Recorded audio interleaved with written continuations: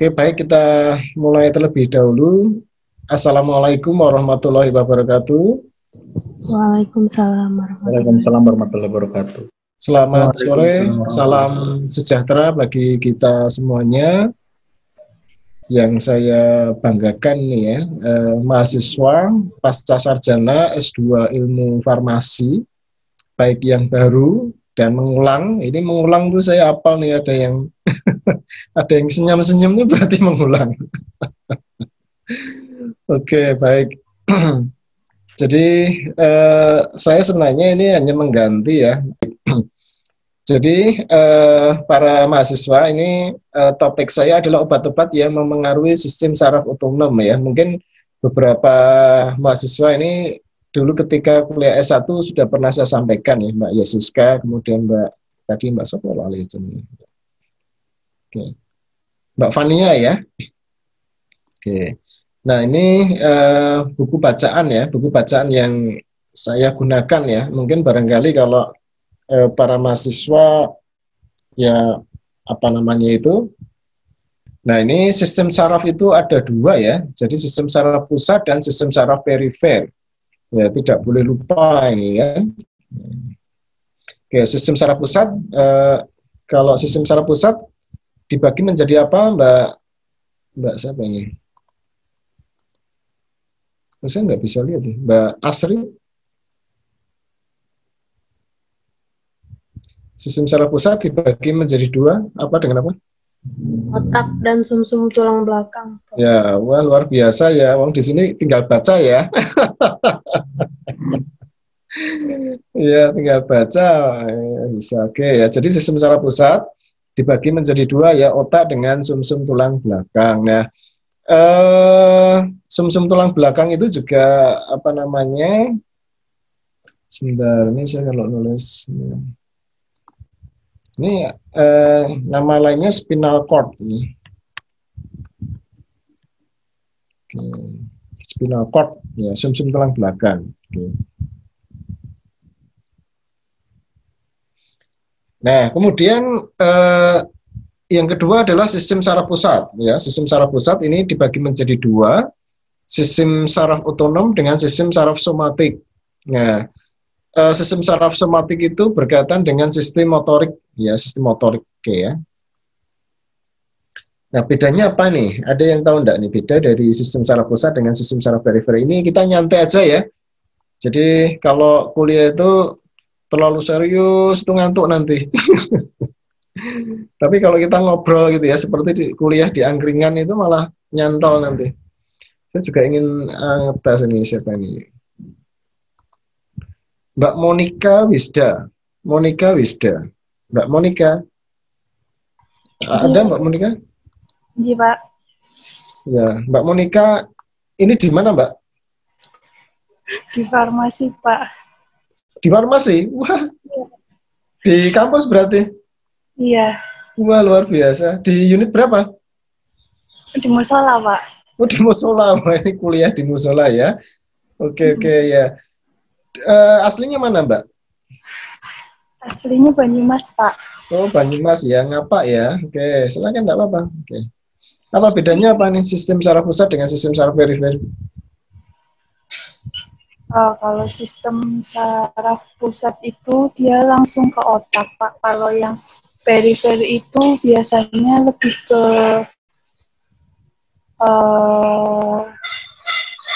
jaringan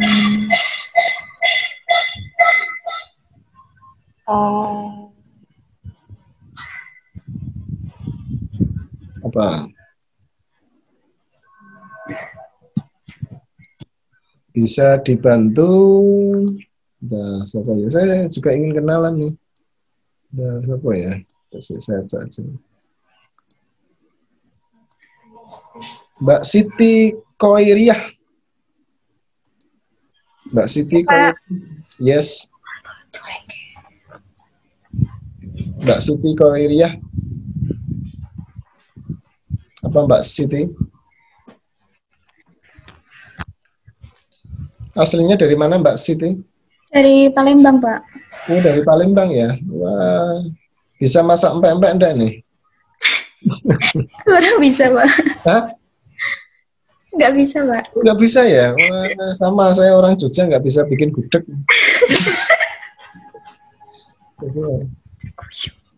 Ini apa Mbak Siti? Apa, Pak? Kok malah tanya? Nggak beda sistem saraf pusat dengan sistem saraf perifer. Beda. Beda Pak, sistem saraf pusat adalah otak dengan sumsum tulang belakang. Kalau sistem saraf perifer, sistem saraf somatik dan otonom. Kan itu ya. Ini kalau tadi adalah perbedaan fisiologi, kalau perbedaan fungsi. Ya. Dan fungsi. Fungsinya.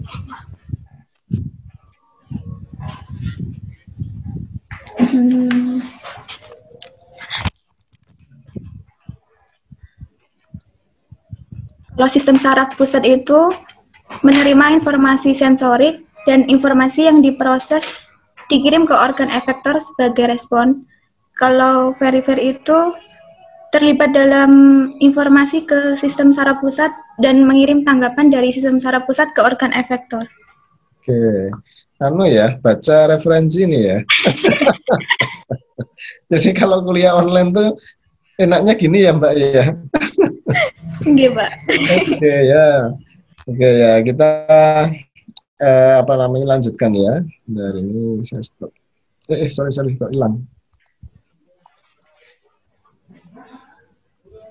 Apa pakai KPK aku isi. Ya, baik.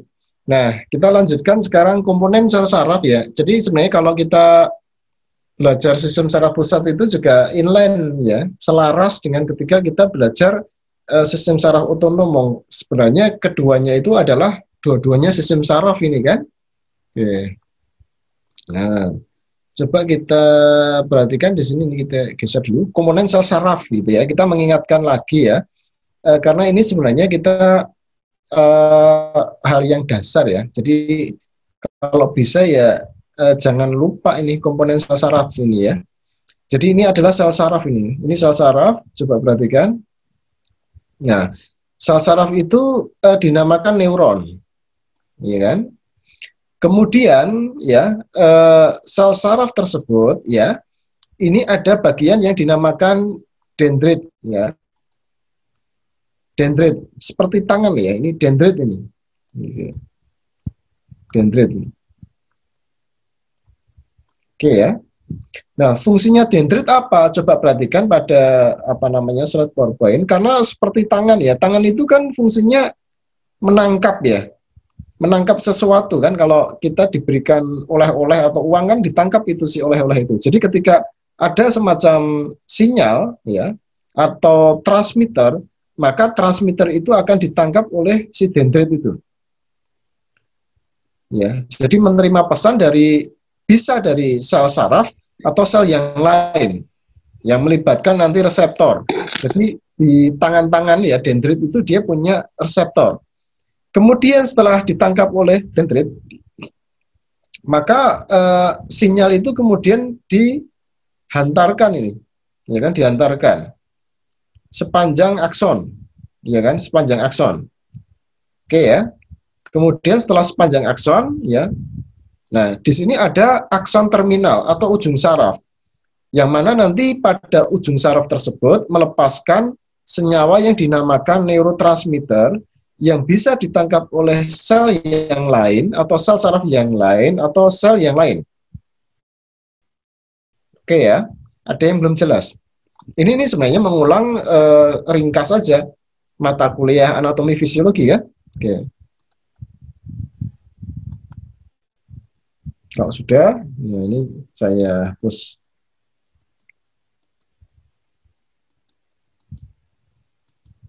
Oke, kalau sudah,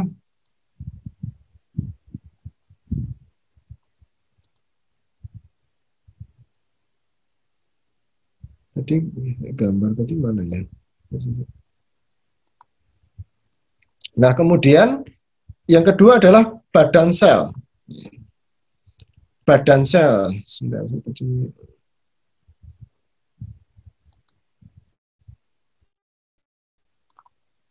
Badan sel ini adalah bagian sekitar nukleus. Ya. bagian sekitar nukleus, organel atau organ sel, ya, sitoplasma utama yang berkelompok membentuk proses dasar untuk kehidupan sel.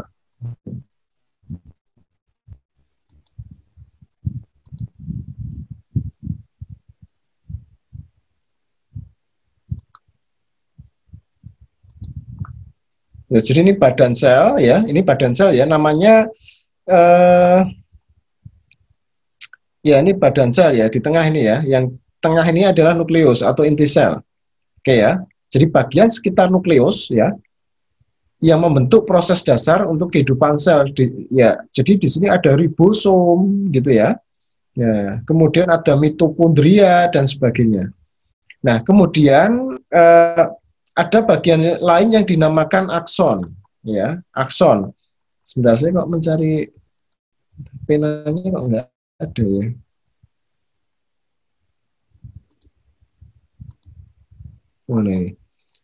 Nah, akson itu apa? Akson adalah bagian ini penting ini, ya. Yang saya garis merah itu adalah akson, bagian sel yang berbentuk silinder, ya, yang memanjang seperti kabel untuk penghantaran impuls. Ya, akson, ya, kan gitu, ya. Nah, kemudian coba perhatikan, pada akson itu diselubungi oleh mielin. Ya, jadi diselubungi oleh mielin. Fungsi dari mielin ada yang tahu enggak ini? Mielin. Ya. Mielin itu penting, ya, karena apa? Ketika mielinnya itu rusak, maka salah satu penyebab dari ada penyakit itu, ya, yang mana mielinnya itu rusak itu. Oke. Apa fungsi dari mielin ini? Ada yang bisa menjelaskan? Saya ngacak lagi, ya. Rinem, Mbak Santi Mahadewi, Nikadek.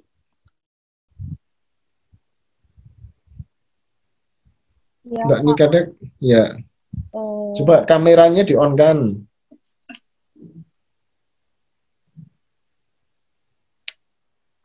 Ya, apa Mbak Kadek? Fungsi mielin itu melindungi akson dan memberi nutrisi, ya. Melindungi akson. Ya. Kedengaran, Prof? Kedengeran, sudah jelas. Ya. Ya, coba ya kita lihat, ya. Nah, ini mielin, ya, yang memberikan nutrisi itu sebenarnya ini ada apa? Sel yang dinamakan squam cell. Oke, ya. Mielin, ya, kita lihat, ya. Nah, mielin itu adalah substansi lemak, ya, dalam sistem saraf pusat. Oleh sel glia disebut oligodendrosit, dan dalam sel saraf perifer oleh sel squam. Nah, mielin itu menyekat akson sel saraf untuk meningkatkan kecepatan impuls bergerak dari satu sel saraf ke sel saraf yang lain. Nah, ini coba perhatikan, ini saya hapus semuanya dulu, ya, biar nggak bingung, ya. Penghapusnya mana?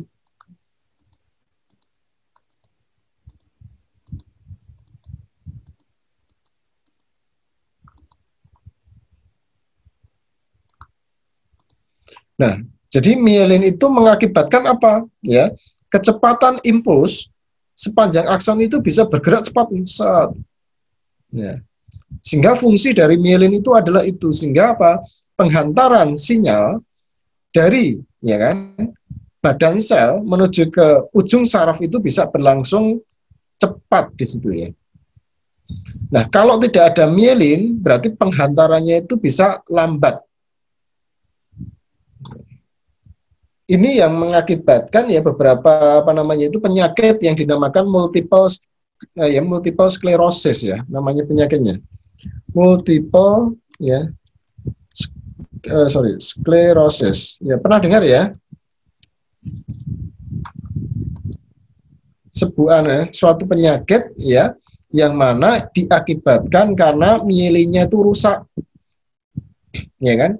Mielinnya rusak diakibatkan salah satunya squam sel atau glia selnya itu adalah mengalami defisiensi atau apa, ya, penurunan fungsi di situ, ya. Oke.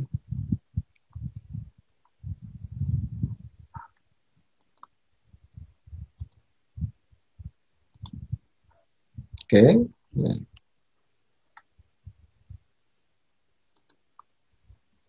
Nah, ini tadi ya. Jadi mielin itu adalah substansi lemak ya dalam sistem saraf pusat yang oleh sel glia disebut oligodendrosit dan dalam sel saraf perifer oleh sel Schwann di situ. Ya, mielin menyekat akson sel saraf untuk meningkatkan kecepatan impuls. Jadi yang perlu kita garis bawahi, mielin adalah bagian dari sel saraf yang fungsinya meningkatkan kecepatan impuls sepanjang akson.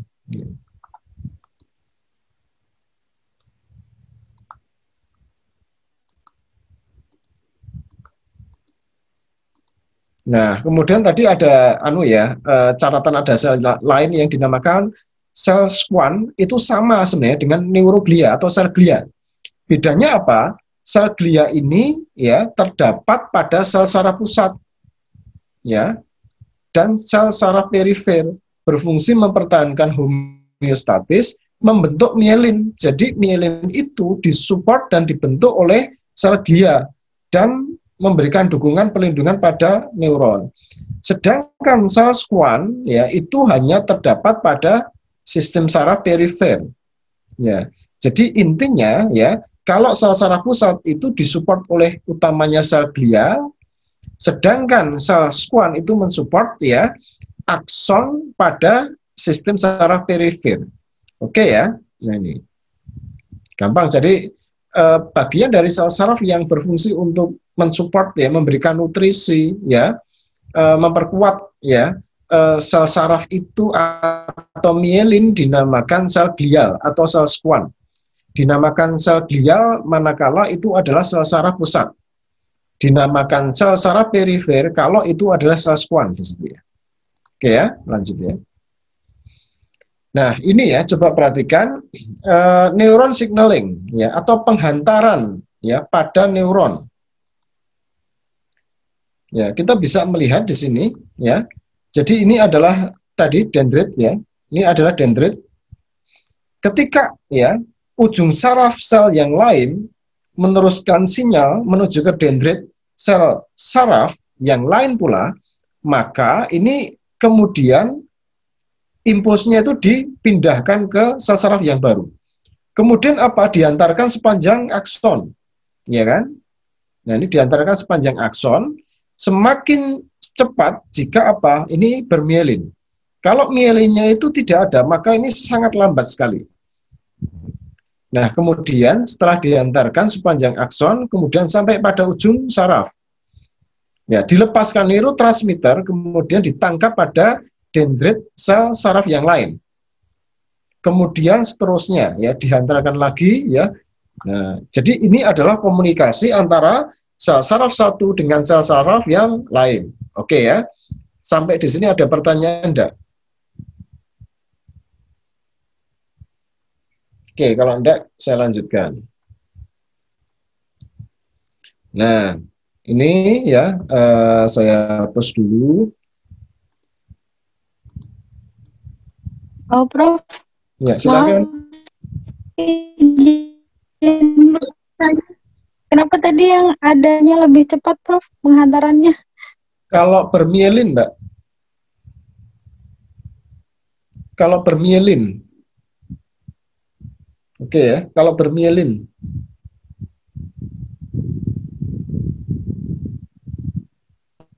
Iya, Prof. Ya, oke. Oke ya, lanjut ya. Nah, contohnya ini ya. Kenapa lebih cepat? Apa? Suaranya putus-putus ya, Mbak.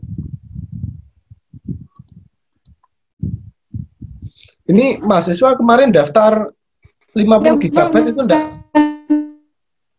Bukan sinyal. Mahasiswa itu kemarin daftar, kan dikasih gratis ya?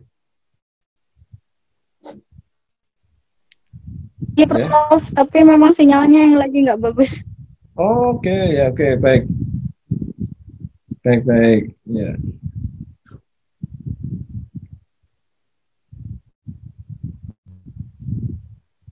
Baik, nah ini coba perhatikan, ini adalah perbandingan ya non-myelinated nerves ya are slower.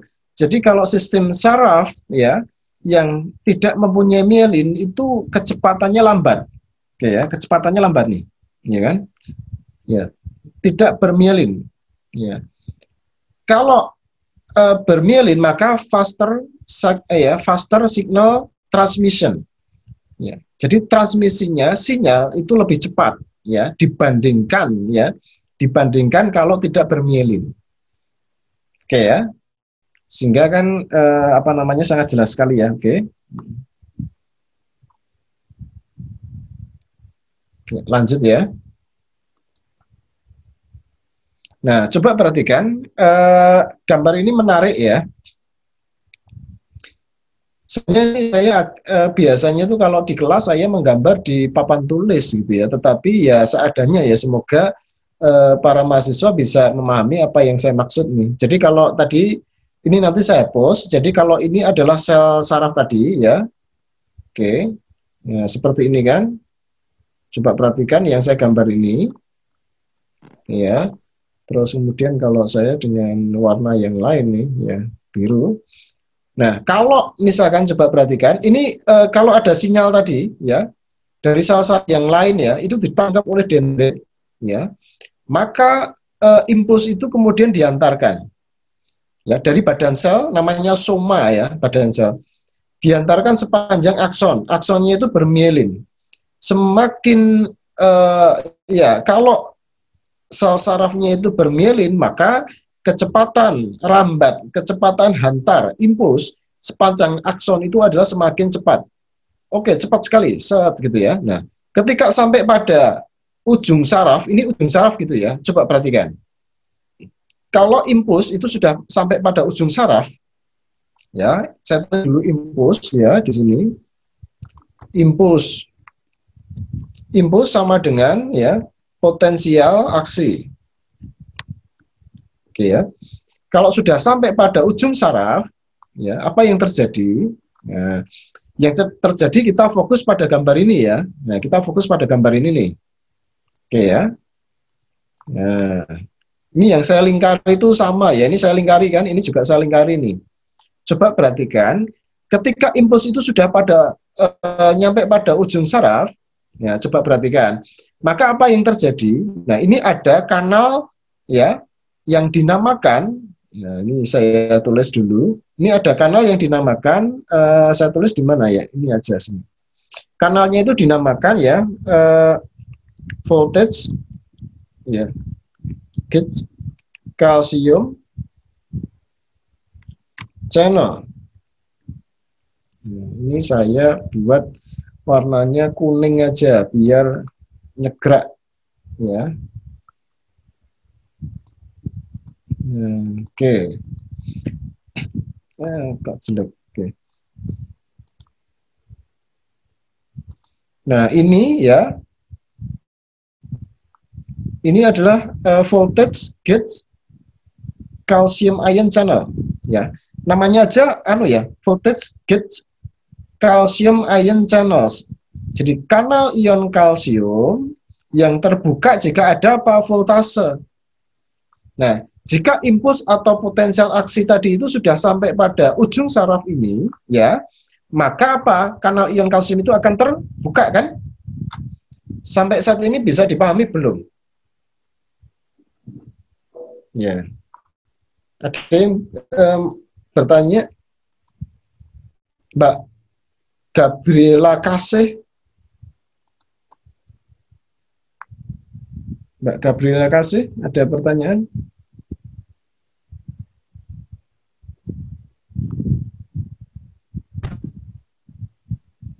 Mbak Gabriela Kasih? Gimana? Oke, bisa dipahami? Mbak Gabriela Kasih yang mana? Kok gambarnya gelap? Oh, yang keluar kok laki-laki.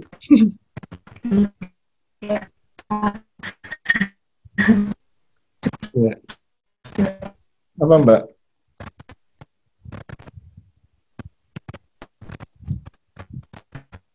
Gabriel Kasih masih saudara dengan Gabriel Batistuta enggak? Gabriel Batistuta pada tahu nih mahasiswa? Nggak tahu ya? Oh, Mbak Asri nanti cari di internet ya, Gabriel Batistuta itu siapa? Itu. Tahu Mbak Jessica? Gabriel Batistuta ini. Main bola kan, Pak? Oh, pemain bola ya zaman dulu ya, barangkali Ya, ini. main bola, Pak. Ya. Tahun berapa ya? Itu tahun 90-an tuh, waktu saya mahasiswa. Ya. Ada beberapa yang masih ya dulu ya, masih kecil ya, mahasiswa ya. Nah, coba perhatikan.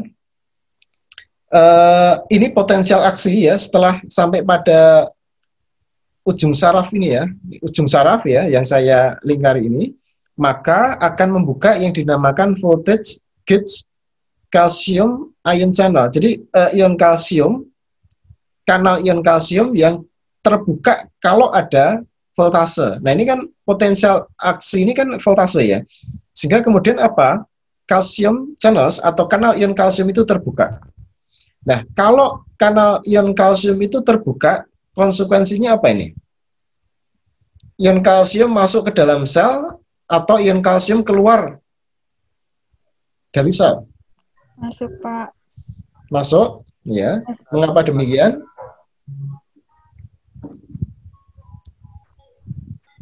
Karena kanalnya terbuka bukan Pak, jadi karena kalsium dari luar bisa masuk. Siapa tadi? Suaranya kecil.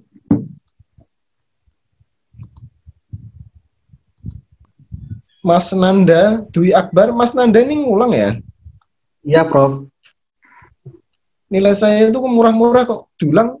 Jangan-jangan A- diulang nih. Iya, Prof. Oke. Apa Mas Nanda? Apa ya? Kan dari kanal kalsiumnya kan terbuka ya, Prof ya? Mengapa kok ke dalam? Ion kalsiumnya kok masuk ke dalam, tidak keluar? Karena perbedaan konsentrasi, Prof. Ya, perbedaan konsentrasi di luar lebih banyak dibandingkan konsentrasi di luar sel lebih banyak dibandingkan konsentrasi di dalam sel ya. Jumlahnya 100.000 kali ya. Konsentrasi ion kalsium di luar sel itu ya sebanyak 100.000 kali dibandingkan di dalam sel ya. Sehingga kemudian kalau kanal ion kalsium itu dibuka, maka ion kalsium akan cenderung masuk ke dalam sel. Itu ya. Nah, kemudian apa yang terjadi kalau misalkan ya ion kalsium itu sudah masuk ke dalam sel? Ini ya. Nah, ini yang perlu kita cermati bersama-sama. Yuk kita lihat ya. Bisa hapus ya. Oke.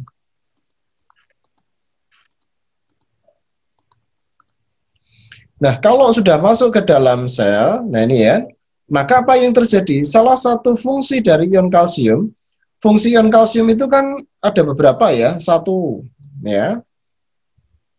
Fungsi ion kalsium adalah apa? Melepaskan mediator, ya, melepaskan mediator-mediator di dalam tubuh kita, ya.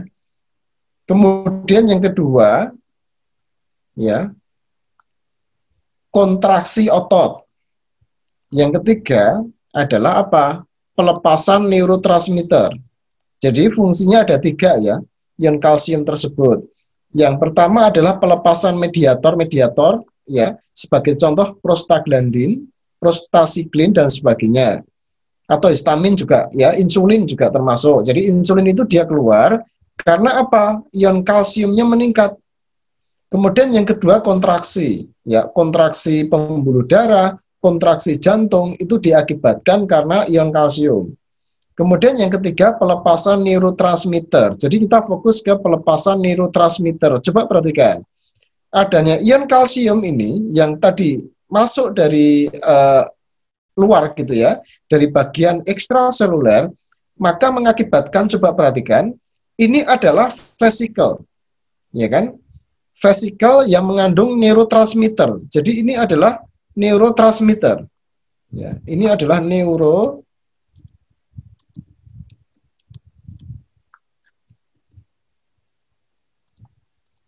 Ini neurotransmitter ya. Dia terdapat di mana? Di vesikel sinaptik ya. Terdapat di vesikel ini ya.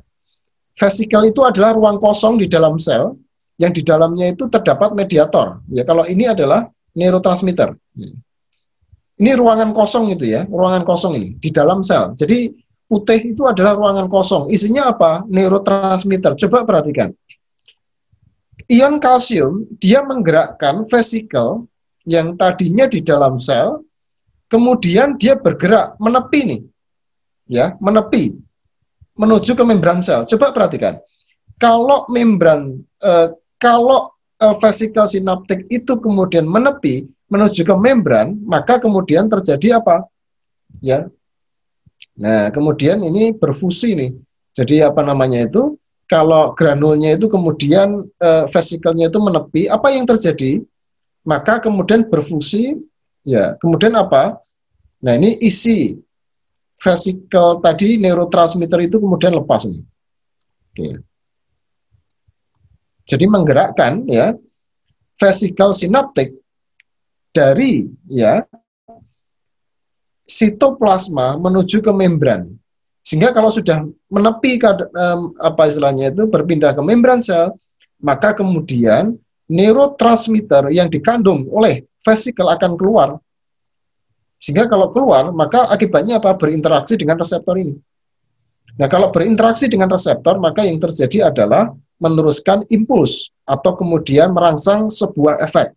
Oke ya. Oh, ini sama ini ya. Jadi dia menepi ya, kemudian apa? Melepaskan neurotransmitter seperti pada gambar ini. Kalau ada yang belum jelas silahkan sebelum saya lanjutkan.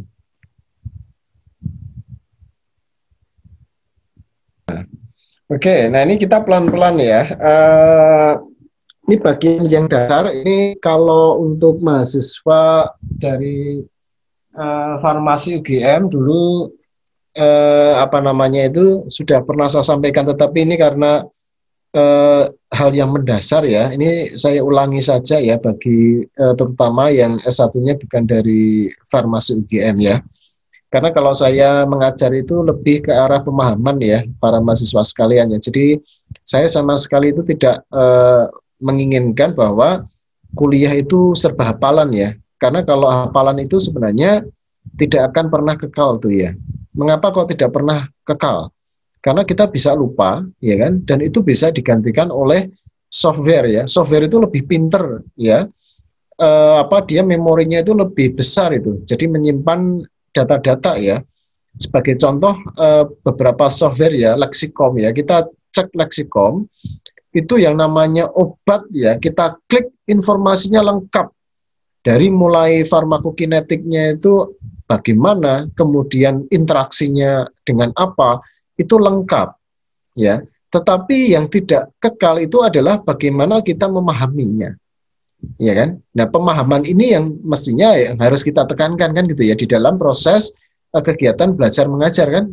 Oke ya, saya masuk di sini ini kelihatan rumit, akan saya sederhanakan ini sebenarnya. Jadi begini, saya menggunakan pulpen ya. Coba kita cek bersama-sama ya. Yang tengah ini ya, yang tengah ini ya. Oke, yang tengah saya geret. Saya menggunakan merah aja. Nah, yang tengah ini adalah sistem saraf pusat, SSP nih. Oke ya, SSP. SSP terdiri dari otak ya, otak. Kemudian ke bawah ini sumsum tulang belakang. Ya. Sumsum tulang belakang. Oke ya. Nah, oke, ini saya hapus lagi aja biar nggak bingung. Jadi ini adalah sistem saraf pusat nih. Nah, sistem saraf pusat fungsinya adalah mengkoordinasi segala aktivitas tubuh kita ini, ya kan? Baik motorik ya, otot ya, skeletal muscle, ya kan? Atau aktivitas tubuh yang lain, misalkan jantung, ya paru-paru, semuanya diatur oleh otak, ya kan? Makanya kalau bahan candaan gitu ya, ada seseorang yang sulit diatur, maka berarti nggak punya otak kan gitu ya. Karena otak itu adalah apa? Mengatur segala ya aktivitas tubuh kita itu. Nah, ini. Oke ya. Nah, yang diatur misalkan ya, coba pada gambar ini ya, misalkan ini. Oke. Nah, ini ada retina, ya kan? Ini diatur oleh otak nih, jantung, ya. Kemudian ya saluran pernafasan, kemudian hati, kemudian usus kecil, usus besar, kemudian ginjal, ya kan? Kemudian ya limfa, kelenjar adrenal dan sebagainya. Itu semuanya diatur oleh otak dan sumsum tulang belakang. Ya, ini. Nah, sehingga yang biru-biru ini ya kelihatan ya. Jadi garis-garis biru itu adalah apa? Ada yang tahu garis-garis biru ini? Ya, jadi yang merah ini adalah organ target ya. Ini adalah organ target ini.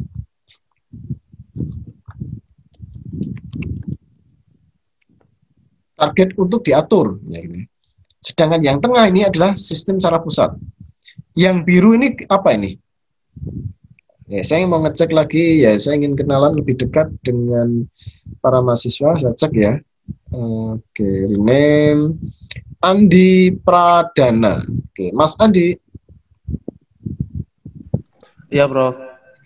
Apa nih yang gambar biru? Dinyalakan dulu Mas Andi. Saya pengen tahu wajahnya, ya, wajah gantengnya Anda.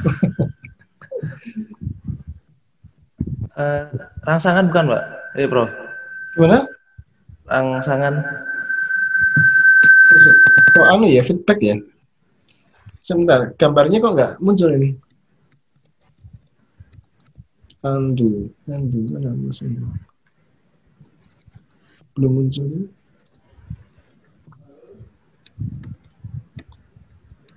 Halo? Halo? Halo?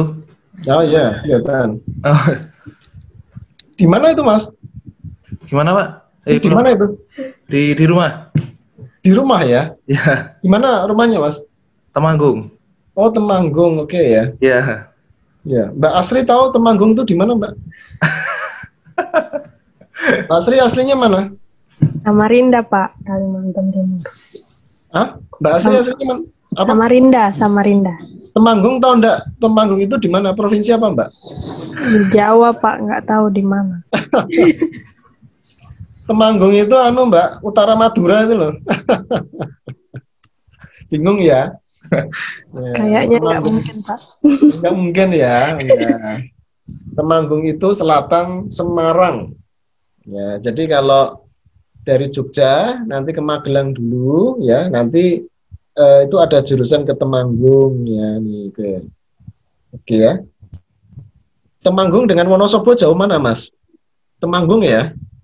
Kalau dari mana? Dari Jogja? Jauhan Wonosobo. Kayaknya sama deh, kan ada jalan tikusnya. Nyabang ya itu ya, Nyabang itu ya, antara ada yang ke Wonosobo, ada yang Temanggung ya. Iya. Oke. Tapi ya sekitar 3-4 jam nih dari Yogyakarta. Iya, benar. Ya, oke. Oke, tadi yang biru-biru ini apa ini, Mas? Saraf bukan? Atau Apa? saraf? Gambar biru-biru ini apa ini?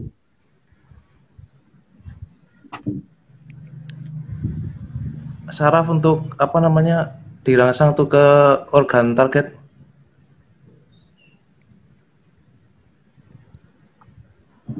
Mbak Asri?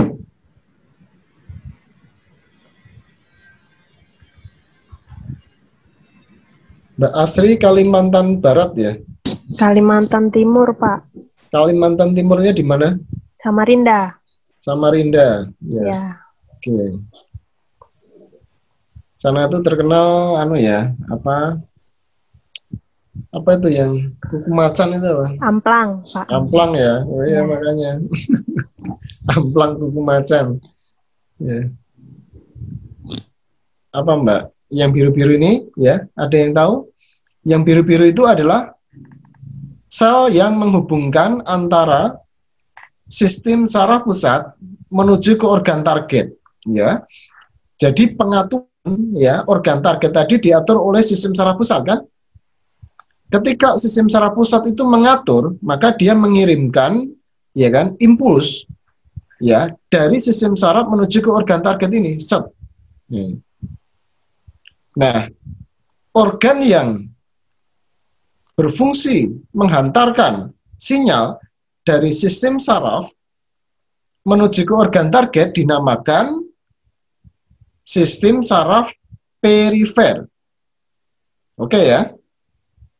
Sehingga sistem saraf perifer itu sangat penting karena menghantarkan ya impuls atau sinyal dari sistem saraf pusat menuju ke organ target. Oke. Sejauh ini ada pertanyaan enggak?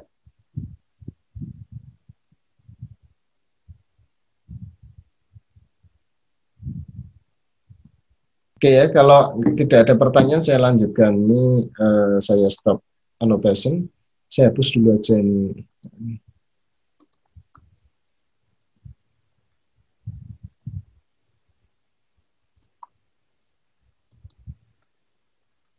Khusus.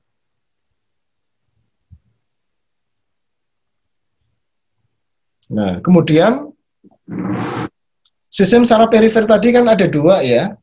Yang pertama adalah sistem saraf otonom ya. Yang kedua adalah sistem saraf somatik. Sistem saraf somatik adalah sistem saraf perifer yang menghubungkan sistem saraf pusat menuju ke otot skeletal ya atau skeletal muscle.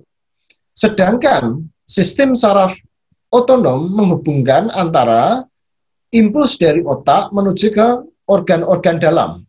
Ya. Oke ya. Nah, kita fokus kepada sistem saraf otonom sekarang. Ya. Sistem saraf otonom ya, ini fungsinya nih. Ya, oke ya, kita lihat. Fungsinya adalah bertanggung jawab terhadap pemeliharaan kondisi internal tubuh kita. Oke ya. Menjaga sistem homeostatis. Oke. Nah, homeostatis itu apa? Nah, saya kira ini sebenarnya definisi yang dari dulu pada saat kita belajar ya anatomi fisiologi itu sudah sering kita dapatkan ya. Jadi homeostatis itu adalah ketahanan atau mekanisme pengaturan lingkungan kesetimbangan dinamis di dalam tubuh kita itu. Jadi badan organisme yang konstan. Ya. Jadi homeostatis itu merupakan salah satu konsep yang paling penting dalam biologis. Jadi tubuh kita itu kan seimbang gitu ya. Nah, seimbang itu diatur oleh apa? Sistem homeostatis ini. Sehingga ya fungsi normal tubuh bisa berjalan dengan baik. Nah, ini. Oke ya. Jadi ini salah satu ya itu fungsi dari sistem saraf otonom itu adalah tadi, jadi memelihara kondisi internal tubuh atau menjaga homeostatis di dalam tubuh kita. Oke ya. Nah, contohnya sekarang ya. Contohnya pengaturan atau regulasi pada sistem kardiovaskuler ya. Nanti kalau sempat gitu ya, saya juga akan menyampaikan pengaturan pada sistem kardiovaskuler itu kalau waktunya apa istilahnya mencukupi gitu ya. Kemudian monitoring kelenjar-kelenjar tubuh ya. Kemudian monitoring kerja otot polos, misalkan otot polos gastrointestinal, otot polos pernafasan ya dan sebagainya. Nanti barangkali ya sambil jalan pada topik ini nanti akan saya sampaikan ya bagaimana peran sistem saraf otonom itu dia bisa menjaga fungsi pernafasan normal. Karena nanti kan sistem saraf otonom itu kan ada dua ya, simpatik dengan parasimpatik yang dua-duanya itu menjaga keseimbangan tubuh kita itu. Ya. Sehingga memastikan ya kan keseimbangan tubuh kita itu berjalan dengan baik. Nah ini. Oke. Kalau sudah ini saya hapus ya, kita masuk ke yang lain.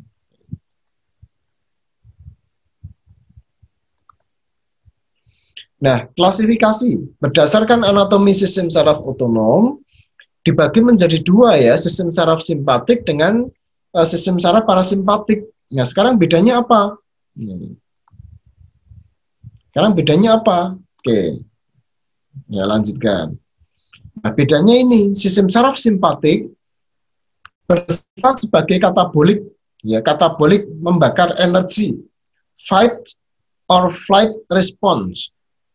Jadi respon ya fight and flight response, jadi membakar energi. Oke ya. Sedangkan yang parasimpatik itu menyimpan energi. Oke ya. Nah, ini disebut juga dengan sistem torakolumbar karena terletak pada bagian torak dan lumbar pada kolom vertebral sistem saraf pusat. Oke. Sedangkan yang parasimpatik disebut juga dengan sistem kraniosakral karena terletak pada bagian batang otak ya dan daerah sakral pada sumsum tulang belakang. Oke ya. Nah, keterangan ketiga dan keempat akan kita bahas nanti ya. Begitu juga yang parasimpatik, keterangan ketiga dan empat nanti akan kita bahas. Nah, saya akan masuk di sini ya. Saya akan pelan-pelan nih, oke ya.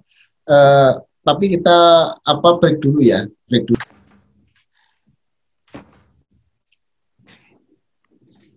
Oke, lanjut. Kalau sudah bosan bilang ya. Oke. Ini sudah pada makan belum ini? Mbak Asri sudah makan? Sudah Pak, tadi siang. Kalau Mas Andi udah makan belum Mas Andi? Sudah, bro. Ya, jawabannya pasti sudah ya. Kalau makan siang sudah. Oke. Kalau Mas Andi posisi di mana, Mas? Di Temanggung. Oke. Berarti COVID itu belum pernah ke kampus ya? Sudah. Oh, sudah pernah ke kampus? Sudah. Oke. Kalau Mbak Asri? Iya, iya Pak. Pernah ke kampus Farmasi UGM? Pernah Pak, kemarin. Baru Kemarin. hari Minggu. Oke. Hari Minggu ya. Iya. Kalau Mbak Fania?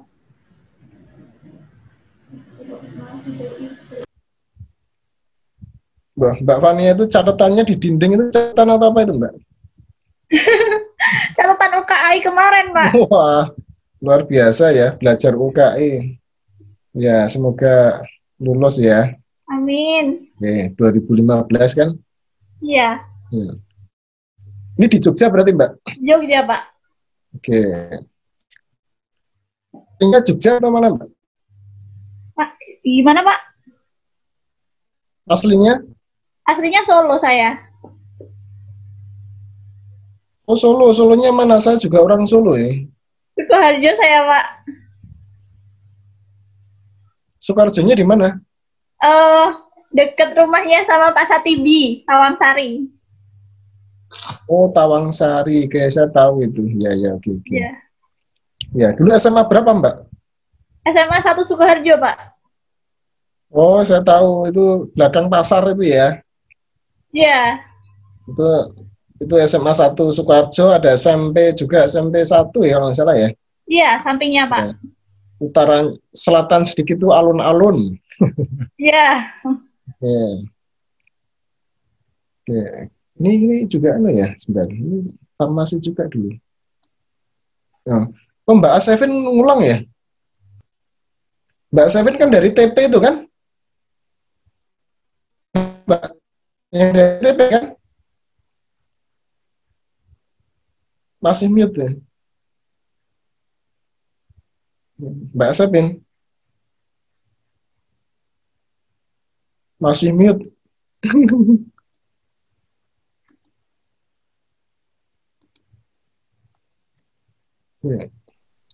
Ya, makanya kok saya pernah lihat. Oke. Udah, Pak. Dari TP ya, Mbak Asafin ya? Iya. Oh iya, TP. Oke. Semangat ya kuliahnya ya, makanya. Mendalami, Pak. Oke.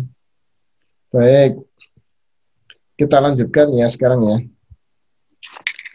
Nah, ini ya, yuk kita pelan-pelan ya. Saya pakai annotation ya.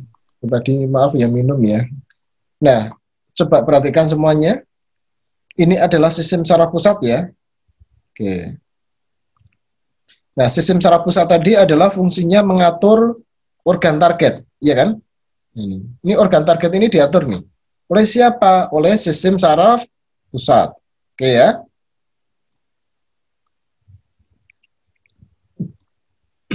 Nah, untuk mengatur, maka sistem saraf pusat menghantarkan impuls dari sistem saraf pusat menuju ke organ target. Jadi ini diantarkan nih, set, ya kan? Kemudian impuls itu menuju ke organ target dan organ target itu berefek. Sampai sejauh ini bisa dipahami belum? Oke ya, lanjut ya. Ya, Mas Andi, paham? Paham, Pak. Oke, Mbak Yosefin, Mbak Yosefin, Mbak Asefin, orang mau mantuk-mantuk loh. Oke, lanjut. Nah, oke, terus ini yang merah lagi, ya. Kemudian coba perhatikan ya, sistem saraf pusat terdiri dari otak, ya. Kemudian medula, ini serviks, torak, lumbar, sakral. Ini adalah ya sumsum tulang belakang, ya. Ini adalah otak ya, oke ya. Nah, otak dengan sumsum tulang belakang, ya. Sumsum tulang belakang tadi seminal cord, oke ya. Nah, kemudian coba perhatikan.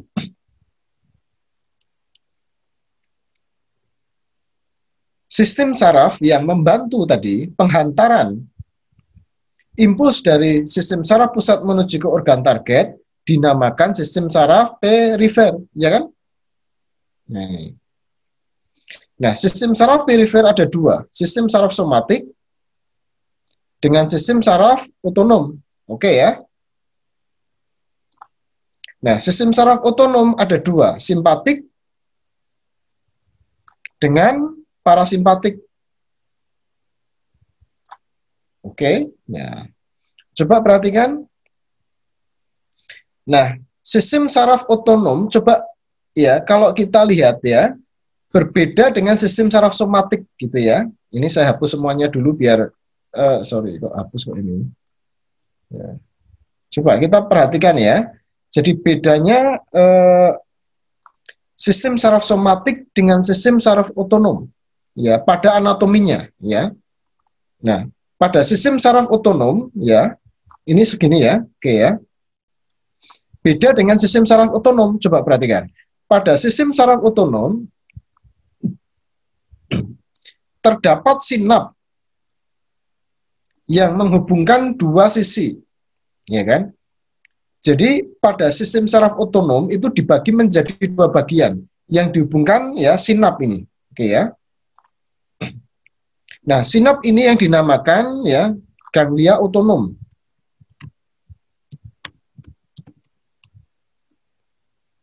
Ya, ini dinamakan ganglia otonom itu. Oke. Ganglia otonom. Nah, bagian sel saraf otonom yang berhubungan langsung dengan sel saraf pusat dinamakan ini adalah preganglionik ya, preganglion, oke ya. Sedangkan yang berhubungan dengan organ target dinamakan postganglion, oke ya. Jadi yang berhubungan dengan organ target itu postganglion, yang berhubungan dengan sel saraf pusat dinamakan preganglion. Gampang ya.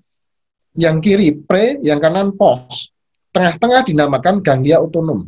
Ya, jadi sinap yang terdapat yang menghubungkan antara preganglion dengan postganglion dinamakan ganglia otonom. Ada pertanyaan? Ada yang belum jelas? Pada sel saraf somatik tidak ada ya, jadi langsung pada organ target ini. Tetapi kalau pada sel saraf otonom baik simpatik maupun yang parasimpatik, pasti dia mempunyai ganglia otonom di sini. Ini adalah preganglion, ini postganglion. Oke, sampai saat ini ada yang belum jelas. Mas Andi bisa dipahami enggak? Kalau enggak, kita perjelas. Lumayan. Lumayan. Yang jelas, yang belum mantap apa nih? Kalau yang apa dari sinap ini kan ada 2 dihubungkan oleh sinap ini ya? Okay. Yang pre sama pos. Yang bingung yang mana, Mas?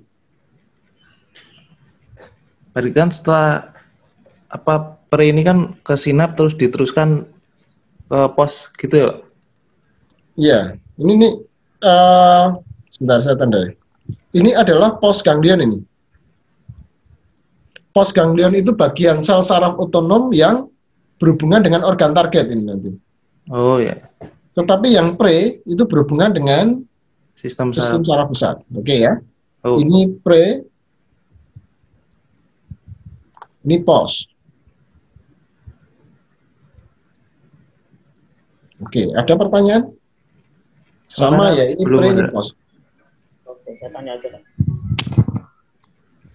Silakan, Mas. Oke, nama saya Catur Haryantora. Oke, silakan. Oke, ini saya tanya aja, Pak. Itu kenapa harus ada sinaps, harus ada pre-post gitu ya? Kenapa dibatasi sama sinaps gitu, sedangkan yang ada di atasnya cuma dikasih 1 sinaps aja ya ini ya. Di bawahnya 2, di bawahnya lagi yang di sakralnya, garis sakralnya juga ada 2 sinaps gitu. Sebenarnya fungsi-fungsinya apa, Pak? Oke, ini memang secara anatomi seperti itu, Mas Catur. Jadi secara anatomi ya, secara anatomi untuk secara anatomi untuk yang sel saraf otonom itu langsung, ya. Jadi tidak ada bagian pre dan post, ya kan? Tetapi khusus pada sel saraf otonom, ya, ini ada 2 bagian, pre dan post ini. Nah, fungsinya apa? Nanti kita mengalir saja diskusinya ya, karena setelah ini kita akan bahas. Oke ya. Nah ini. Ada pertanyaan yang lain?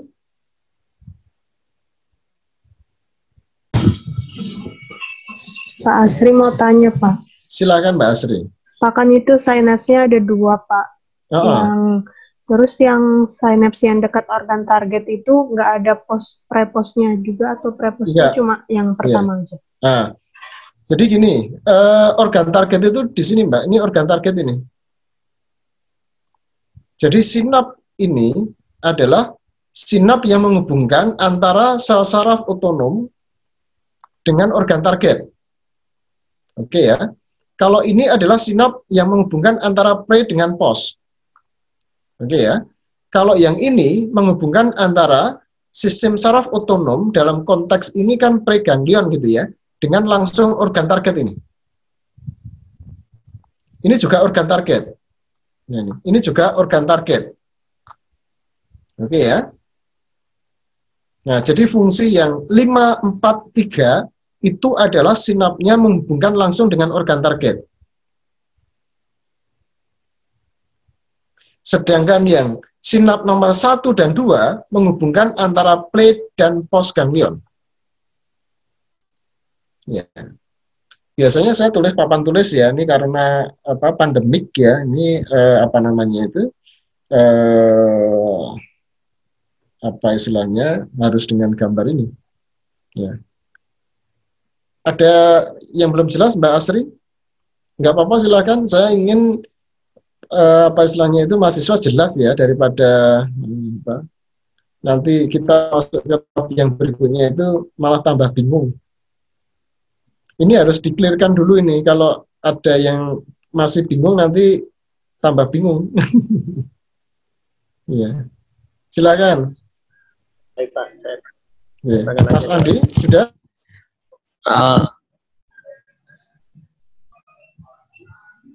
Sudah, Pak.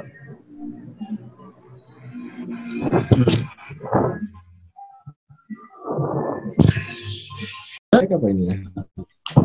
Oke. Halo, halo, halo. Tes, tes. Yes. Oke, ya. Mas Catur, ada yang masih bingung bagian ini? Yang bagian yang tadi kan sudah jelas Pak, yang pre sama post tadi, dan sekarang jalur sarafnya gitu Pak. Sebenarnya dari medula cervis ini dari kiri ke kanan atau mau tes. Halo, tes. Terputus ini. Iya. Terputus nggak Pak? Aduh, Oke, sudah. Baik, gambarnya yang terputus. Oke, kalau sudah coba ya, kita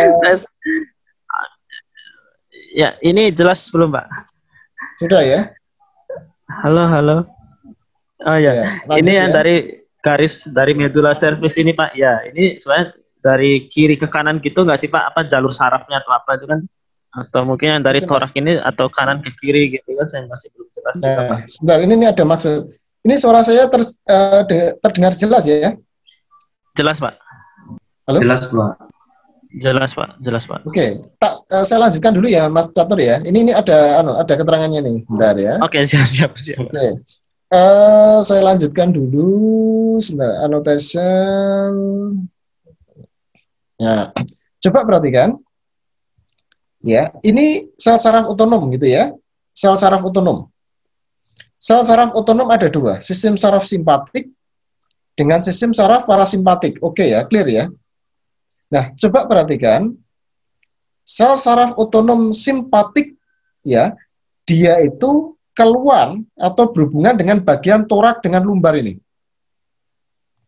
Ya, makanya coba perhatikan, ya, sorry. Ya, jadi dia keluar dari bagian torak dengan lumbar, makanya ini ya, di sini. Simpatik. Makanya disebut dengan torakolumbar. Karena apa? Terletak atau berhubungan dengan bagian torak dan lumbar pada sistem saraf pusat. Ya, sumsum tulang belakang di sini. Ya. Oke ya, jadi sistem saraf simpatik berhubungan dengan bagian torak dan lumbar pada sumsum tulang belakang. Nah, ini. Nah.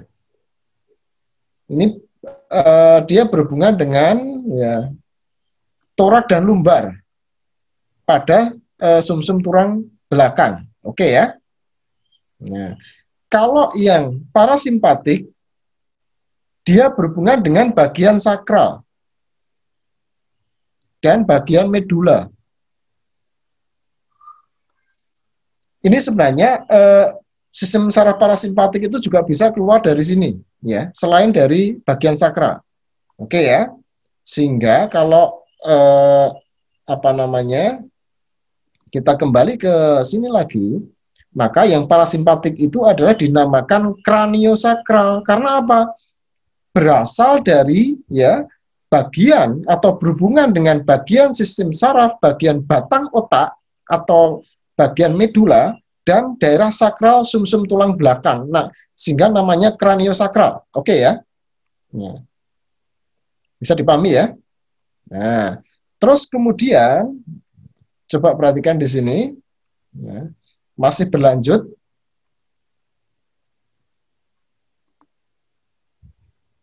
Ya, ini sistem saraf simpatik, ini parasimpatik. Coba perhatikan. Preganglion, sistem saraf simpatik itu lebih pendek dibandingkan postganglionnya. Oke ya.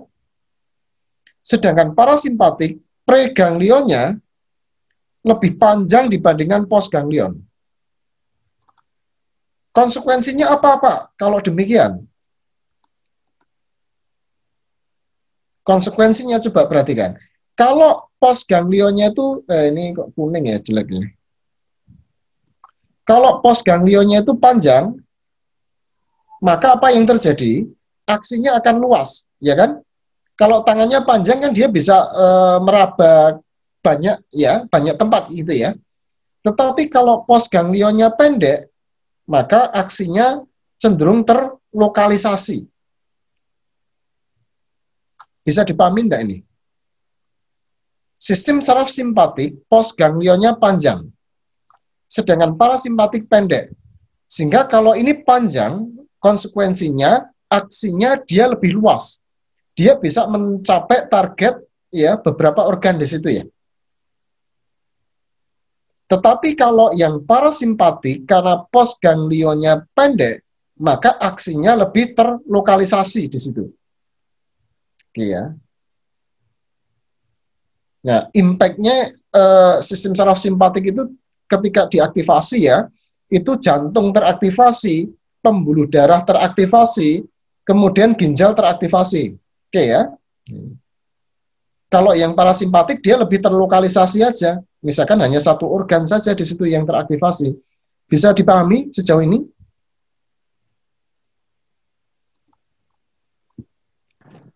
Bisa, Prof. Oke, ini saya hapus ya, coba ya. Sehingga kalau saya kembali ke apa namanya sini ya. Nah, sistem saraf simpatik mempunyai saraf postganglion yang panjang, sehingga membawa konsekuensinya aksinya dia lebih luas. Sedangkan parasimpatik ya mempunyai postganglion yang pendek, sehingga membawa konsekuensi aksinya terlokalisasi di situ. Oke ya.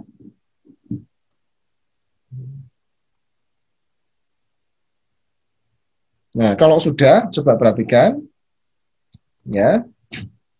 Ini sinap tadi ada 5. 1, 2, 3, 4, 5. Oke ya. Sinap itu adalah simpul yang menghubungkan dua bagian sel saraf. Nomor 1 ya berarti menghubungkan antara pre dan post. Oke ya. Pada sistem saraf simpatik. Kedua, menghubungkan preganglion, postganglion pada sistem saraf parasimpatik. Oke ya. Yang ketiga, sinap nomor 3 itu menghubungkan postganglion, sistem saraf parasimpatik dengan organ target. Yang keempat, menghubungkan antara postganglion, sistem saraf simpatik dengan organ target.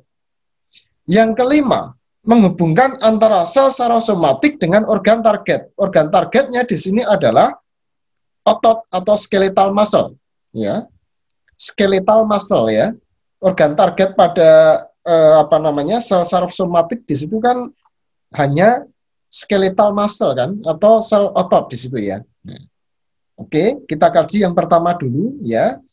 Ada 5 simpul, kita kaji satu persatu sekarang. Nah, simpul yang pertama, sinap yang pertama sama dengan sinap yang kedua. Ini sama ini. Oke ya. Nah, kita kaji sekarang simpul yang atau sinap yang pertama dan yang kedua. Nah, ini yang pertama ya dan yang kedua. Oke. Nah, ini kita masuk ke sinap nomor 1 dan sinap nomor 2. Sinap nomor 1 tadi menghubungkan apa dengan apa? Mas Catur?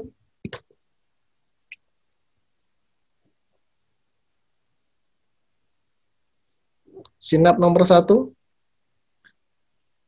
Sinap itu dinamakan celah sinaptik ya. Celah yang menghubungkan antara dua bagian sel saraf. Nah, kalau sinap nomor 1 tadi menghubungkan antara apa dengan apa dulu, ini harus clear nih.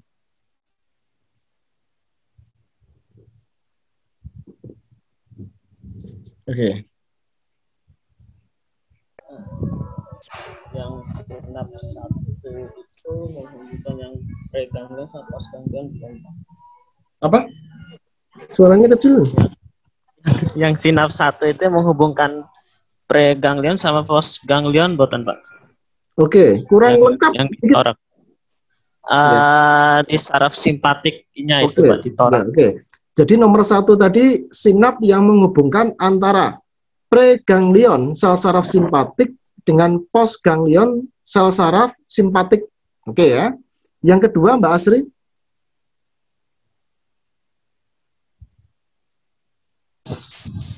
Yang kedua itu di parasimpatik, Pak. Oke.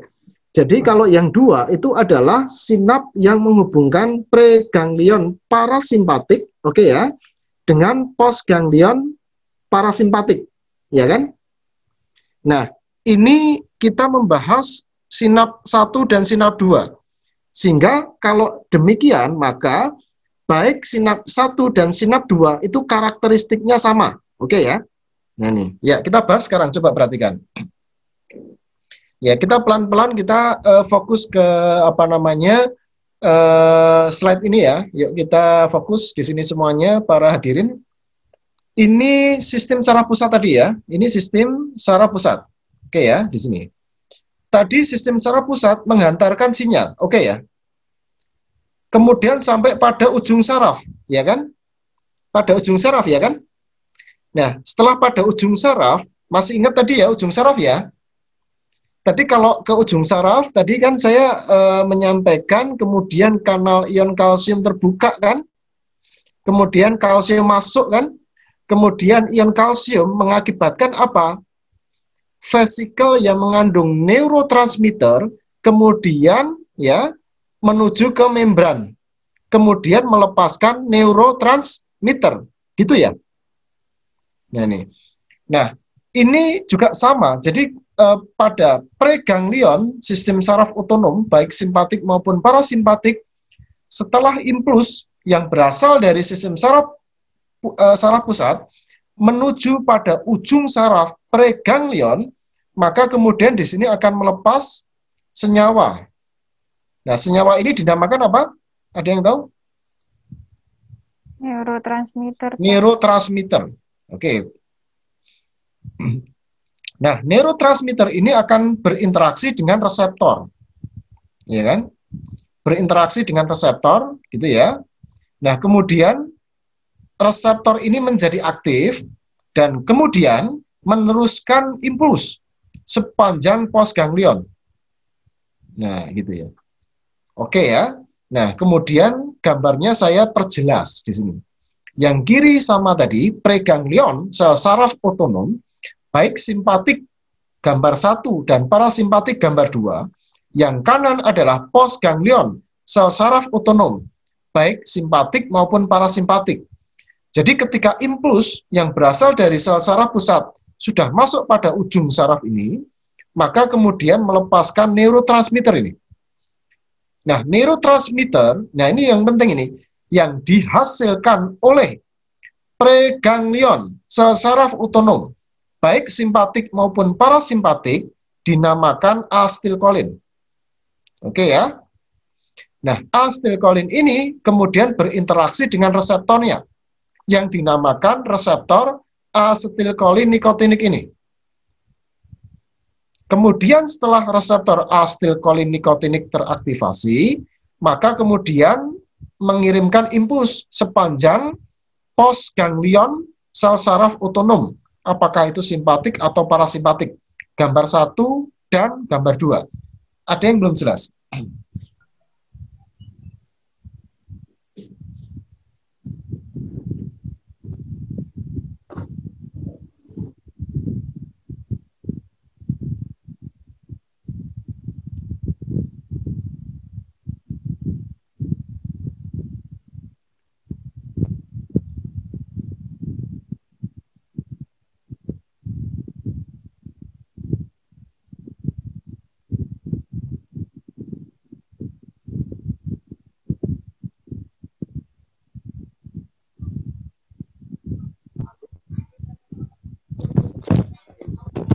Halo. Oke, silakan Mas. Mungkin saya belum menangkap yang preganglion postganglionnya ini yang di sistem saraf simpatik parasimpatik ya Pak ya. Yang 1, 2 ini yang dibuletin biru ini apa ya Pak? Ini sinaps atau gimana Pak ini? Yang 1, 2 itu sinap, Mas. Oh, sinap. Jadi ini yang sistem ini preganglion dulu ya Pak, yang dari pojok kiri gambar ini ya Pak ya. Ya, jadi yang pojok kiri itu preganglion. Oke, yang di sini berarti yang selanjutnya ke postganglion. Ini yang sebelah kanan lanjutnya nih Pak ya, dari postganglion. Enggak. Ini sebenarnya sama Mas. Oh, ini sama. Oh, sama. Terusan gitu ya Pak. Sama-sama. Hanya apa istilahnya ada keterangan yang lain. Kalau di gambar ini nanti numpuk kan keterangannya. Ini sama ini. Jadi gambar kiri dengan gambar 2 itu sama. Oh, oke, Pak. Sorry, gambar kiri dengan gambar kanan ini sama ini. Gambar kiri sama gambar kanan sama. Oh ya. Jadi nggak nangkep tadi. Oke. Yang lain ada yang belum jelas, silakan. Mbak Astri. Oke, sudah. Mas Dian, Mas Andi. Sudah. Sudah. Oke, ada yang belum? Oke, kalau sudah, ini clear ya. Nah, ini saya hapus ya.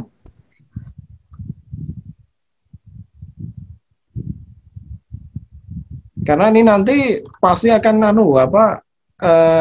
apa namanya itu keluar itu.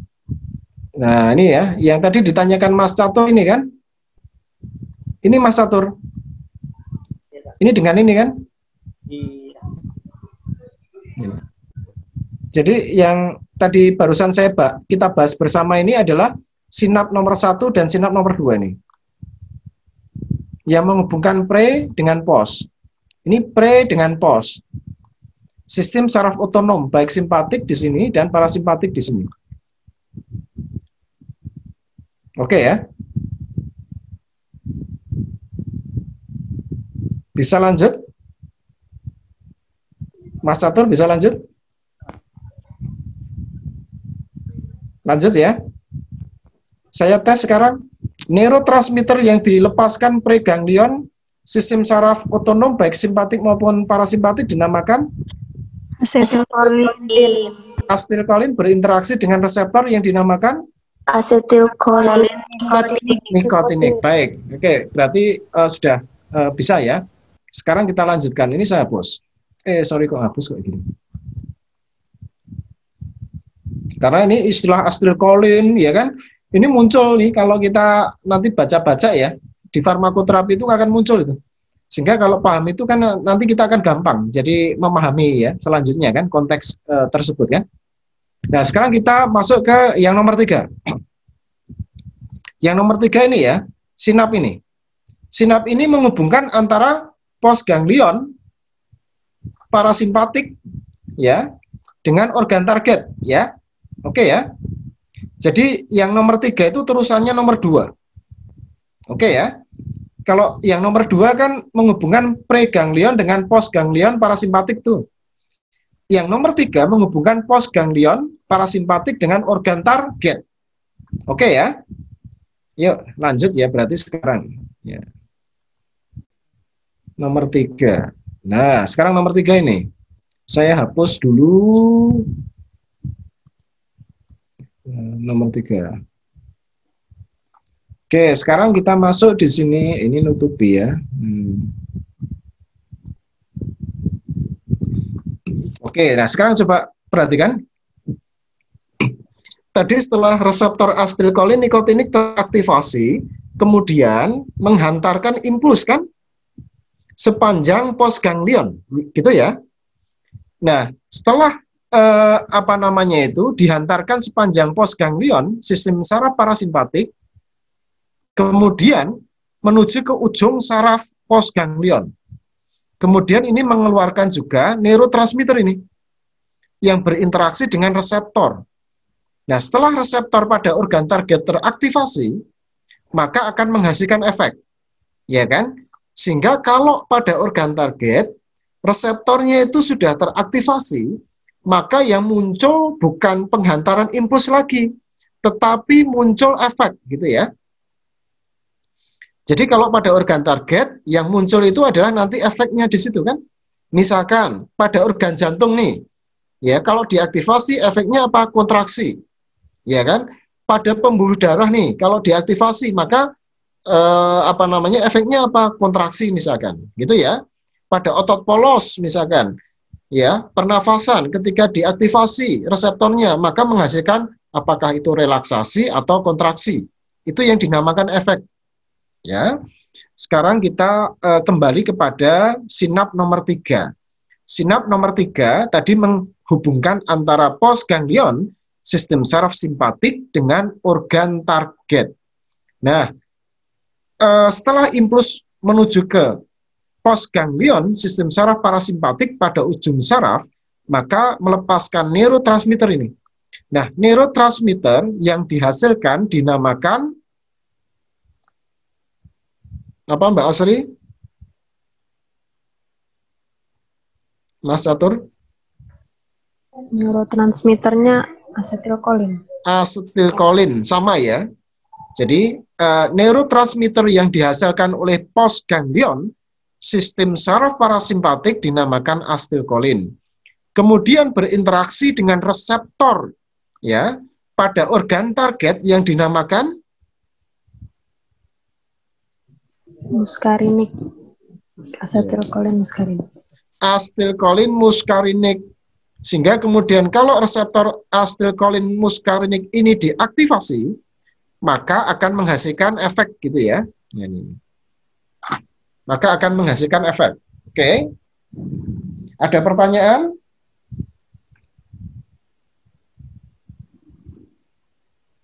Mas Andi? Ini yang oke. Saya cek dulu.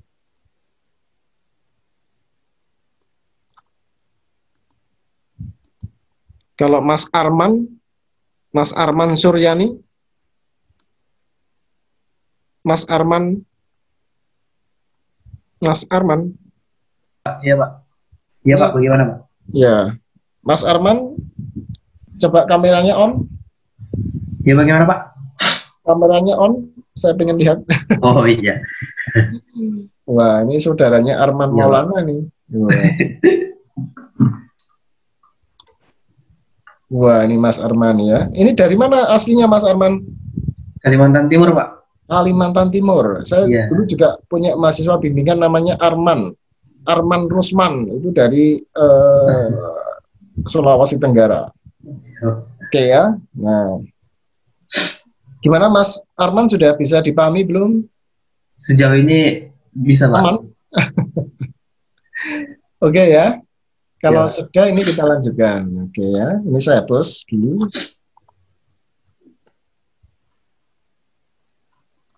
Saya hapus ya. Oke, saya hapus. Nah, kalau sudah, kita masuk ke yang nomor 4 ya. Sinap nomor 4. Sinap nomor 4 itu ini. Nah, sinap nomor 4 itu ini ya. Ini nomor 4 nih. Yang menghubungkan antara postganglion, sistem saraf simpatik, dengan organ target. Oke ya. Ya, kita bahas yang keempat. Yang keempat itu ini saya hapus dulu, ya. Nah, kita bahas yang keempat. Nah, sama ya, ini adalah postganglion, sistem saraf simpatik tuh. Jadi kalau impulsnya itu sudah sampai pada ujung saraf, maka akan melepaskan neurotransmitter. Neurotransmitter yang dilepaskan oleh postganglion, sistem saraf simpatik dinamakan apa ini? Mbak, siapa ya? Mbak Skolastika? Noradrenalin dan norepinefrin, Pak. Noradrenalin dan atau ya. Jangan dan ya, noradrenalin atau norepinefrin itu nama lain. Ya, nama lain itu ya, nama lain ya. Jadi bukan senyawa yang berbeda ya. Ini sama itu nama lainnya. Jadi noradrenalin sama dengan norepinefrin. Nah, norepinefrin ini kemudian berinteraksi dengan reseptor yang terdapat pada membran organ target yang dinamakan reseptor adrenergik, sehingga kemudian menghasilkan efek kan gitu ya, sama ya. Nah ini contoh klasiknya itu adalah apa? Reseptor beta 1 adrenergik pada jantung. Kalau reseptor beta 1 adrenergik pada jantung, ya kan, diaktifasi oleh sistem saraf, ya, misalkan ya, noradrenalin ini ya mengaktifasi reseptor beta 1 adrenergi pada jantung, maka akan menghasilkan efek yang berupa kontraksi. Oke ya. Nah ini contoh aktivasi ya, contoh reseptornya. Nah, nanti detail akan kita bahas setelah ini ya. Oke. Udah paham ya sekarang ya. Ini saya hapus, kita masuk sekarang yang terakhir nih.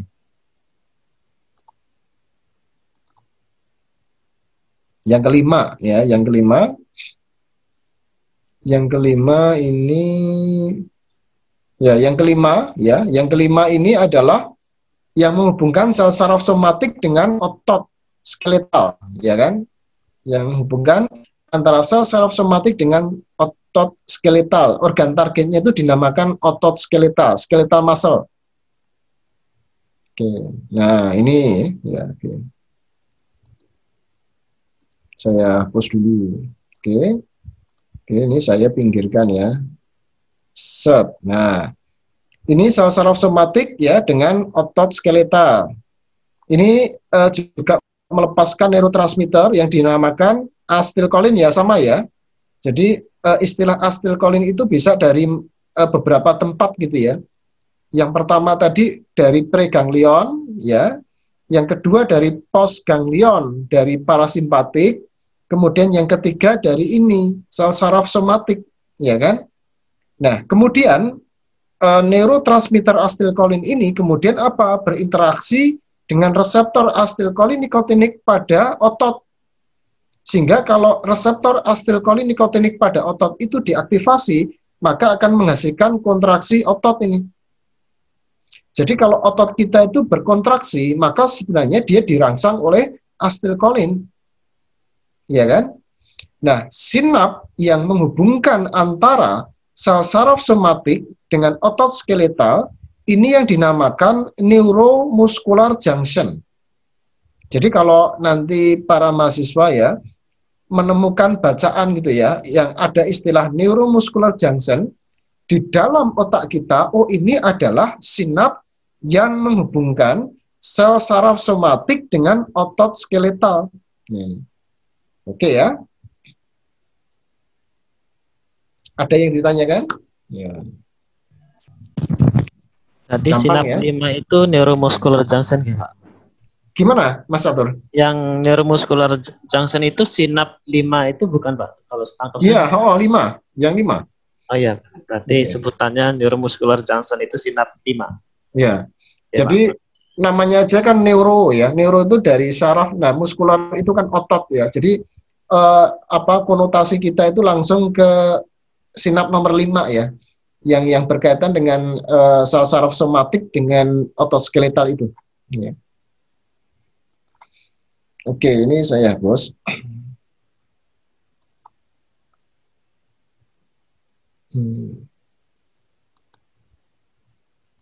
Nah, sehingga clear ya di sini. Kemudian kalau saya kembali ke sini, mahasiswa sekalian, ini saya hapus dulu, ya. Nah, sistem saraf simpatik ya, tadi ini yang belum saya sampaikan ya.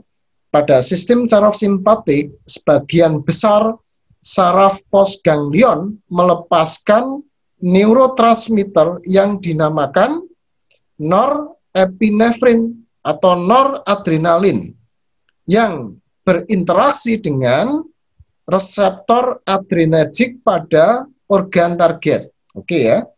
Yang perlu digarisbawahi di sini adalah sebagian besar. Kalau saya menyebutkan sebagian besar, maka ada sebagian kecil, ya kan? Nah, sebagian kecil itu adalah pengecualian nanti. Oke ya. Sedangkan pada sistem saraf parasimpatik itu semua. Kalau tadi kan sebagian besar ya. Kalau sebagian besar berarti ada sebagian kecil. Kalau ini adalah semua. Mutlak kalau semua kan gitu ya. Semua saraf postganglion sistem saraf parasimpatik melepaskan neurotransmitter asetilkolin yang pada gilirannya berinteraksi dengan reseptor asetilkolin muskarinik. Oke ya. Clear? Ya. Oke. Oke, ada pertanyaan silakan. Nah, saya lanjutkan ini tadi saya kira sudah nih ya. Nah, ini preganglion neuron ya. Tadi saya sudah menyampaikan berasal langsung dari sistem saraf pusat, kemudian membentuk sinap gitu ya, dengan postganglionik neuron, sinap atau lebih dikenal sebagai celah sinaptik tadi ya. Ini saya kira tadi sudah saya sampaikan ke para mahasiswa, saya kira tidak perlu saya ulang-ulang ya. Ini juga sama. Ya. Oke. Nah, neurotransmitter ya. Jadi neurotransmitter yang berperan di dalam penghantaran impuls pada sel saraf otonom hanya ada dua, asetilkolin dengan norepinefrin. Ini sebagai catatan ya, ini pada sel saraf otonom loh ya, jadi bukan pada sel saraf pusat. Oke ya.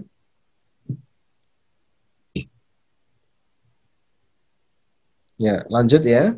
Nah, sekarang kita masuk ke resume. Ya, resume. Oke ya. Ini resumenya nih, ya para hadirin sekalian. Saya pelan-pelan. Saya menggunakan annotation merah aja, ini saya naikkan aja nih. Set. Ini sama tadi sistem saraf pusat ya. Oke. Ini adalah organ target ya. Ini organ targetnya nih. Oke, organ target. Oke ya. Ini adalah sistem saraf otonom ya. Sistem saraf perifer ini. Sistem saraf perifer ada dua, somatik dengan otonom. Ya kan? Otonom ada dua, simpatik dengan parasimpatik. Oke ya, clear ya? Oke. Nah, kita bahas yang pertama dulu. Ya, yang pertama adalah ya yang parasimpatik ya. Yang parasimpatik ini preganglion, ya kan? Preganglion sistem saraf parasimpatik melepaskan asetilkolin ya. Nanti berinteraksi dengan reseptor asetilkolin nikotinik nih, ya kan? Kemudian ini pos. Nah, posnya melepaskan ya asetilkolin berinteraksi dengan reseptor asetilkolin muskarinik ya untuk menghasilkan efek ini, kan gitu ya. Untuk menghasilkan efek nih. Kemudian yang kedua adalah parasimpatik. Nah, parasimpatik tadi ya sebagian besar ya, ini preganglion ya. Ini sama nih ya. Jadi menghasilkan asetilkolin berinteraksi dengan reseptor asetilkolin nikotinik. Kemudian posnya ya itu menghasilkan neurotransmitter noradrenalin atau norepinefrin. Oke ya. Berinteraksi dengan reseptor adrenergik untuk kemudian menghasilkan efek di situ ya. Oke ya. Nah, perkecualiannya itu ada dua. Ya.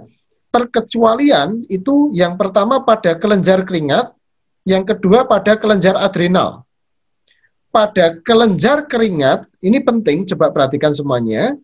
Pada kelenjar keringat, ya, penghantaran transmisi itu sama dengan parasimpatik. Coba perhatikan ya.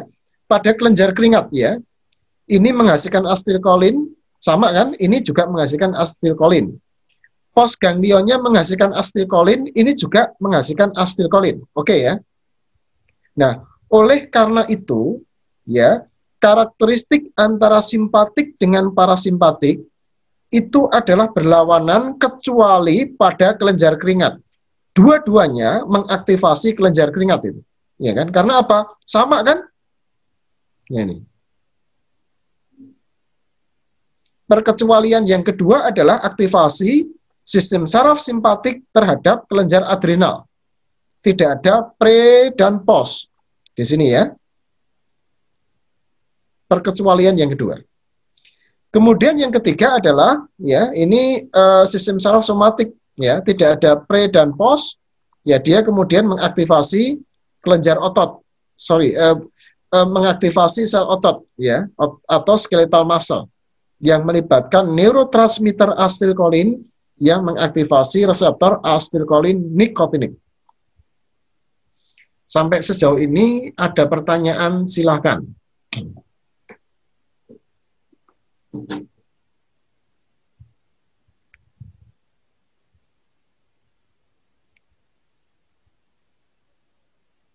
Saya mau tanya, Pak. Silakan, siapa ya ini ya? Skolastika. Skolastika, kameranya on dulu, Mbak. Biar saya juga bisa melihat. Pak. Yang keluar kok Mas Catur? Sudah, Pak. Oh, sudah ya? Ya. Mau tanya itu yang jadi kan kalau untuk kelenjar keringatnya jadi sama dengan parasimpatik. Iya, kan? Betul. Lalu kenapa dia digolongkan sebagai simpatik? Nah, sebentar ini saya hapus dulu aja ya, biar nggak bingung ya.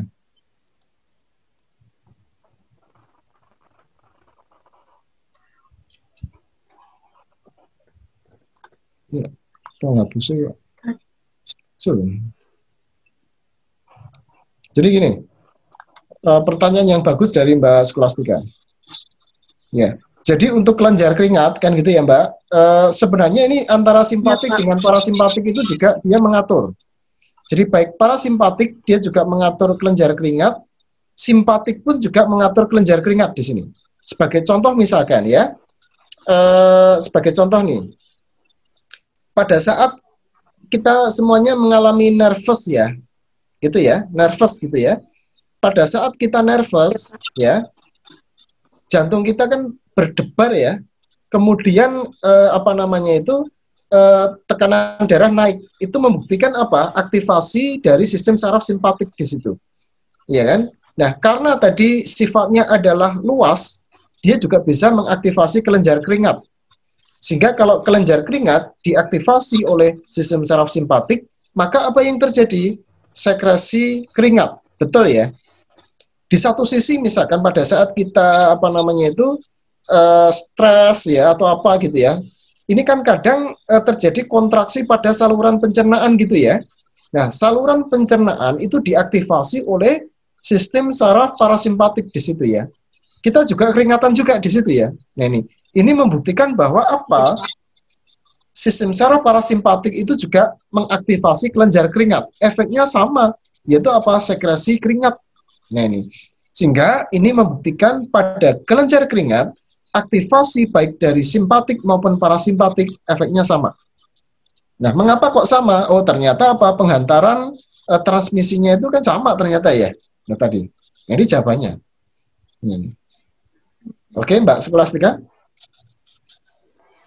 Berarti untuk kelenjar keringat sama-sama kuat ya Pak antara simpatik dan parasimpatik. Saya tidak ada yang lebih dominan. Ya, sebenarnya begini, antara simpatik dengan parasimpatik itu bukan kalah kuat tidak kuat ya, tetapi efek karakteristiknya itu adalah berlawanan, Mbak. Kecuali pada kelenjar keringat di situ. Oke ya, sebagai contoh misalkan ini, oke ya, ini selesai ya. Saya akan memberikan contoh dulu, sebentar. Sebentar ya, mana ya yang kosong ya? Sebentar, ini saya aja, saya stop dulu. Oke.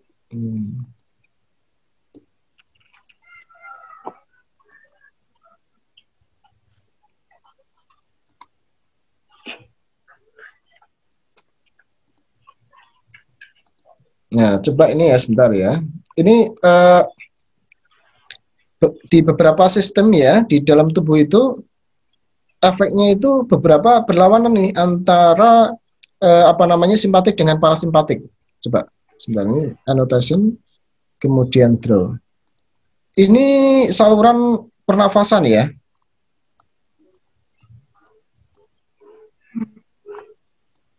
Paru-paru ya, dianggap paru-paru nih. Ini adalah sistem saraf tadi. Ini SSP ya, ini SSP nih.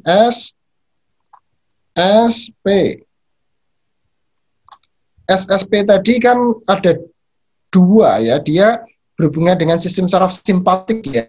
Ini simpatik nih, oke ya. Ini preganglion diteruskan dengan postganglion nih. Set, gitu ya. Ini berhubungan dengan saluran pernafasan. Set. Ini yang pre-nya panjang, ini berarti parasimpatik ini. Oke ya. Nah, ini adalah, sebentar saya tulis, ini preganglion tadi ya, preganglion.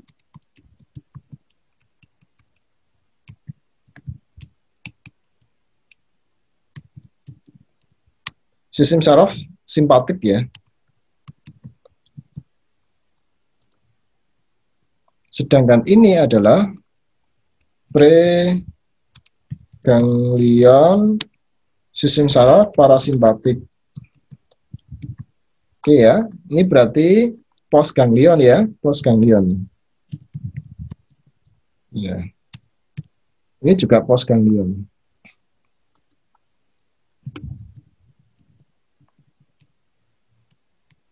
Coba sekarang perhatikan. Saya ngetes lagi, ini saya ganti yang biru. Sistem saraf simpatik tadi, postganglionnya melepaskan apa?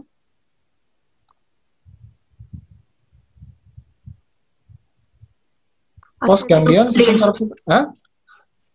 Apa Mbak Skolastika? Asetilkolin. Postganglion, sistem saraf simpatik. Postganglion, sistem saraf simpatik. Maaf Pak. Umumnya melepaskan noradrenalin. Oke, betul. Ini melepaskan noradrenalin. Coba perhatikan ya. Ini noradrenalin dilepaskan oleh ujung saraf ini, ya, ujung saraf postganglion ya. Kemudian berinteraksi dengan reseptor. Reseptornya apa? Reseptor adrenergik. Oke. Reseptor adrenergik yang terdapat pada otot polos saluran pernafasan dinamakan reseptor beta 2 adrenergik. Adrenergik itu ya, ini adrenergik ya. Sedangkan pada sistem saraf parasimpatik ya, ini postganglionnya melepaskan apa ini? Postganglion asetilkolin. Asetilkolin. Oke. Kemudian berinteraksi dengan reseptor yang terdapat pada otot polos saluran pernafasan, yaitu reseptor asetilkolin muskarinik. Ya. Muskarinik 3 nih. 3 atau 5, saya coba nanti kita cek bersama-sama ya. Muskarinik 3 nih. Ya. Nah, coba perhatikan Mbak saudara-saudari sekalian. Ya, jadi ketika ini saya menggunakan hijau ya. Ya. Ketika ini ya, coba perhatikan noradrenalin yang dilepaskan oleh postganglion ini ya. Coba perhatikan berinteraksi dengan reseptor ya, beta 2 adrenergik dari otot polos saluran pernafasan, maka efeknya apa ini? Kontraksi atau relaksasi? Relaksasi, Pak. Relaksasi.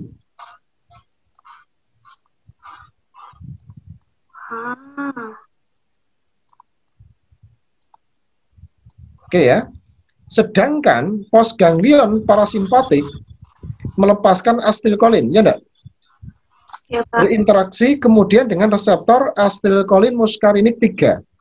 Maka menghasilkan efek yang dinamakan kontraksi. Ya. Oke, artinya apa di sini? Bahwa tadi saya katakan di awal ya, bahwa sistem saraf otonom yaitu simpatik dan parasimpatik menjaga homeostatis, ya kan, keseimbangan. Ya enggak? Di satu sisi mengatur relaksasi, di satu sisi mengatur kontraksi di sini. Ya, jadi fungsinya beda. Jadi dalam konteks ini tidak kuat-kuatan ya, tetapi apa karakteristiknya itu berbeda. Nah ini, sehingga simpatik dengan parasimpatik itu lebih efeknya adalah berbeda. Di beberapa justru berlawanan di situ ya. kecuali pada kelenjar keringat tadi. Oke ya? Bisa dipahami? Ya? Bisa, Pak. Oke. Terima kasih. Oke. Ya, saya kira untuk hari ini kita cukupkan sampai sekian ya. Ini sudah mau apa istilahnya maghrib ya. Sebelum maghrib ya kita mandi makan. Baik ya para mahasiswa sekalian ya, semoga apa yang saya sampaikan bisa dipahami dan bermanfaat bagi kita semuanya.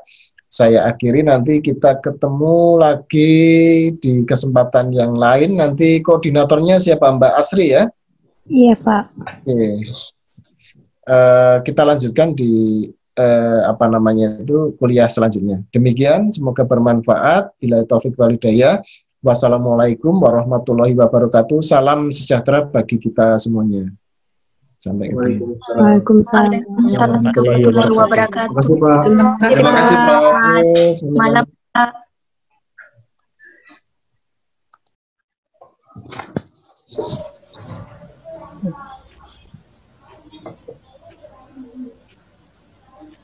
Bapaknya udah nggak ada.